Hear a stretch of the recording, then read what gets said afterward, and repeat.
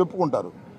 Red book రాసింది మాత్రం మన లోకేష్ బాబు గారు. ఆయన శాశ్వతంగా రెడ్ బుక్ రచయితగా నిలిచిపోతాడు. ఆ రెడ్ బుక్కే నీకు శాపం కాబోతుందని కూడా ఈ సందర్భంగా నేను చెప్తున్నాను. ప్రజాస్వామ్యంలో పార్టీలు మారతాయి, పద్ధతులు మారతాయి, గుర్తుపెట్టుకో. అది మీరు తెలుసుకోకపోతే మీరేం చేయలేరు. సన్ స్ట్రోక్ కొట్టింది అంతే. ఇంతకుముందు చాలామందికి సన్ స్ట్రోక్ కొట్టింది.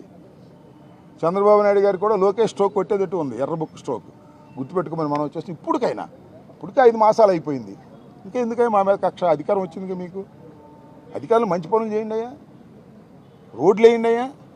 గుంటలు పుడుస్తూ ఎందుకు రోడ్లు వేసేయండి, ఇంకా బ్రహ్మాండంగా చేయండి. ఆ గ్యాస్ బండ్లు ఇవ్వండి, అమ్మఒడి ఇవ్వండి, ఇట్లా డబ్బులు ఇచ్చే కార్యక్రమాలు చేయండి. మీరు వాగ్దానాలు చేసిన ఇవ్వండి, కొత్త ఏమొద్దు. అయ్యేం చేయరంట, మమ్మల్ని అరెస్ట్ చేసి ఆపలేస్తారంట. చూస్తాం, అది కూడా చూస్తాం. ఏం కంగారు పడాల్సిన అవసరం లేదు. భయపడ